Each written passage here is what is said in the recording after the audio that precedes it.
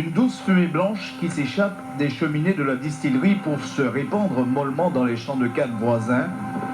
L'image est presque réconfortante, voire rassurante. C'est le signe annonciateur d'une intense activité à la distillerie St. James. À l'intérieur, le visiteur en direction du musée du rhum s'arrête pour assister à l'incessant ballet orchestré par les camions transportant la canne à sucre. Alors la séduction produit ses effets entre le bruit des machines et l'odeur du rhum directement sorti des colonnes de distillation. Un refrain nous rappelle qu'on est sur une terre de rhum. En fait, tous les indicateurs sont au vert pour indiquer une bonne récolte. C'est vrai que l'usine fonctionne à fond, quoi. Maintenant, on a un petit problème par rapport à disons, le gabarit même de la canne qui est un petit peu petite, simplement dû aux intempéries de l'année dernière. Hein. Mais c'est vrai qu'elles sont quand même très sucrées. Donc on va peut-être, je dis bien peut-être, finir la récolte un peu avant les temps, mais on pense qu'on aura quand même une récolte satisfaisante à ce niveau-là. Pour le distillateur, une bonne récolte est souvent synonyme de bon cru. Et à la distillerie St. James, l'on table effectivement sur une bonne saison. Sur les 250 hectares, tout va passer, donc approximativement, on va tourner entre 4 et 4,5 millions de litres cette année de rhum. Et l'activité continue, peut-être pour une récolte qui sera cette année écourtée si le chaud soleil de ces dernières semaines se maintient.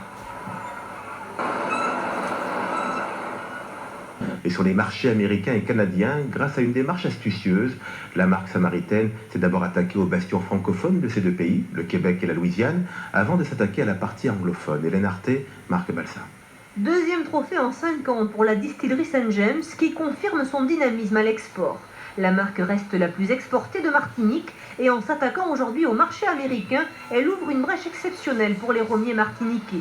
La distillerie de Sainte-Marie a choisi de s'immiscer dans les bastions francophones plus réceptifs. Après une percée au Québec il y a 7 ans, c'est en séduisant les Américains de Louisiane qu'elle a réussi à pénétrer ce marché très fermé. 200 000 bouteilles exportées l'an dernier, en grande partie du rhum vieux. C'est le produit qui a le plus fort potentiel à l'export. Le rhum vieux, c'est une originalité martiniquaise aujourd'hui, c'est-à-dire vieillir du rhum dans des fûts de chêne. Aujourd'hui, ça ne s'était jamais vu. Donc c'est vrai que ça nous prend un peu de temps, effectivement, parce que le vieillissement, ça ne s'accélère pas. Mais deuxièmement, et ce produit-là, qui est un produit à forte valeur ajoutée, qui est un produit original, presque unique, en fait, va nous permettre de s'ouvrir sur le véritable marché américain, parce que le rhum, quand même, est connu dans le monde entier.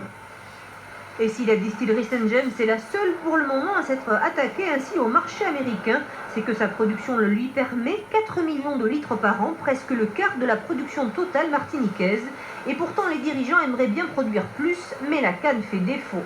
Face à un marché martiniquais plutôt limité, les romiers n'ont pour seule alternative que le développement à l'export et de préférence vers l'étranger. Le contingent qui est jusqu'à la journée d'aujourd'hui à 90 000 hectolitres d'alcool pur n'a plus de raison d'être quand on va vers les États-Unis ou vers le Canada. Donc si vous voulez, si on veut effectivement augmenter notre production aujourd'hui, ce n'est pas vers la France qu'il faut y aller maintenant, mais c'est vers les pays étrangers et notamment les pays à fort revenu. Pour séduire les consommateurs américains, la distillerie compte sur la renommée et la qualité associée aux produits de luxe français dans le monde.